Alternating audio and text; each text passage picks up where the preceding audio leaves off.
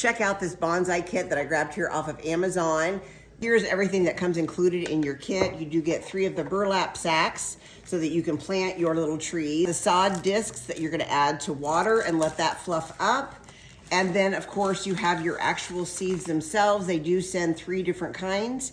And what's really nice is they send extra ones in this kit. So in case these don't sprout, you do have some extra ones. And say none of them sprout, you can get a hold of them and I believe they will send you some new ones. And you are also provided with this QR code for the instructions and a way to get a hold of them. But not only that, they do send the entire booklet on how to do this. All the tools you need come with it. It has your own little rake, a couple little shovels here. Those are really cute.